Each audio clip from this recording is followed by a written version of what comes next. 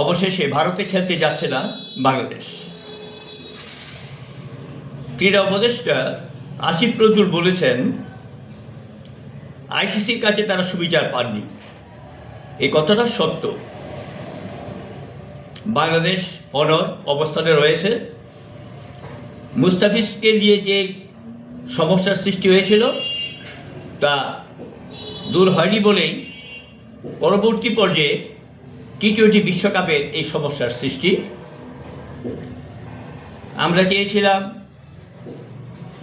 বাংলাদেশ টি-20 বিশ্বকাপে খেলবে, ভারতে যাবে, কিন্তু ভারত যে বিমাতাসুলভ আচরণ করেছে তা কিছুতেই মেনে নেওয়া যায় না। যে যাই বলুন, অনেক কথাই তো শোনা যায়, কেউ ভারতের পক্ষে, কেউ বিপক্ষে, কেউ বাংলাদেশের পক্ষে, কেউ পাকিস্তানের পক্ষে, নানান জল্পনা কল্পনা হচ্ছে, আলোচনা হচ্ছে।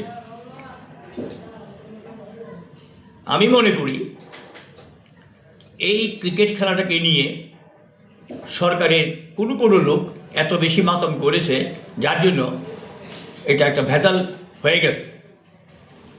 রাজনীতি ঢুকিয়ে ফেলেছে।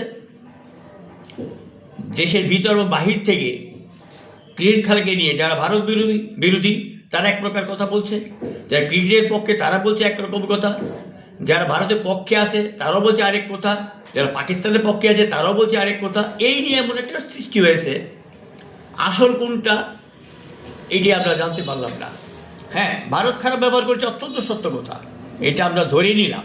কিন্তু যে কোনো সংকটের একটা অবসান হয় আমরা জানি, চলে আসি বহু আগে থেকেই, যে যত ঝামেলা সৃষ্টি হয় তত আলাপ আলোচনার মাধ্যমে এইগুলি শেষ হয়। কিন্তু এর কথা শুনে ও ওর কথা শুনে আসল কথা কেউ কারো যাচ্ছে না, এবং সেটা নিয়ে তারা কখনোই বসে নাই। তালগুলো সব পাকিয়ে ফেলা হচ্ছে। শেষ পর্যন্ত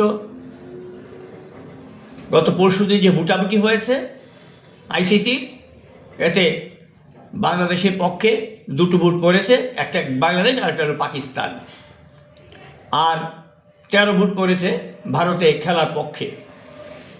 এখন পাকিস্তান কেন বাংলাদেশের পক্ষে ভোট দিয়েছে এটা নিয়েও কথা হচ্ছে, যে পাকিস্তান কী চায় বাংলাদেশের খেলা নিয়ে, আলাদা করে যে ভারতের সাথে যাতে না যায়, না পাকিস্তান ক্রিকেট যাতে উন্নত না হয় সেটা ভাবছে পাকিস্তান, নাকি পাকিস্তান ভারতকে পছন্দ করে না সেই কারণে বাংলাদেশের পক্ষে একটা ভোট দিয়েছে, এইটাও আলোচনা হচ্ছে। অর্থাৎ সব ক্ষেত্রে রাজনীতি ছাড়া কিছুই নাই। যে কোনো বাজারে যান রাজনীতির কথা, ঘরে যান রাজনীতির কথা, এক ক্রিকেট খেলাতেও রাজনীতি। একজন উপদেষ্টা বলছেন যে ক্রিকেট না খেললে কী হবে, না খেললে তো কোনো কিছু হয় না, অনেক কিছু তো হয় না, হবেও না একবার বাংলাদেশ না করলে। কিন্তু কেন আমরা খেলবো না? আমাদের ছেলেরা এত ট্রেনিং দিচ্ছে, এত কষ্ট করছে, কি কষ্ট একটা ক্রিকেট প্র্যাকটিসে যারা খেলে তারাই জানে, তারা আহত হয়, অনেক কিছু হয়। এদের প্রতি আমাদের দয়া মায়া এত কম থাকবে কেন? কেউ বলছে যে হেরে গেলে তো আমরা তাদের কাছে টাকা ফেরত নেই না, এটা একটা কথা হইলো? এইগুলো ক্রিকেটারদের শুনতে হয় কেন?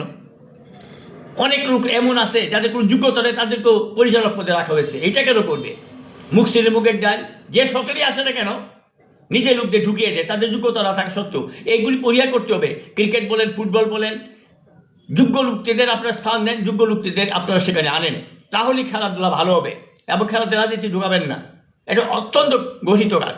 যাই হোক, আমি বলবো এখনও সময় আছে, ঠান্ডা মাথায় চিন্তা করে যাতে আমাদের ছেলেরা ক্রিকেটে খেলতে পারে, এবং যাতে ভারতের না যাক, অন্তত শ্রীলঙ্কাতেও যাতে দু একটা গেম হয়, সেই ব্যাপারে সচেষ্ট থাকা দরকার বলে আমি মনে করি। আমাদের প্রধান উপদেষ্টাও এই উদ্যোগটা নিতে পারেন বলে আমি মনে করি। দেখা যাক কি হয়। সবাইকে ধন্যবাদ।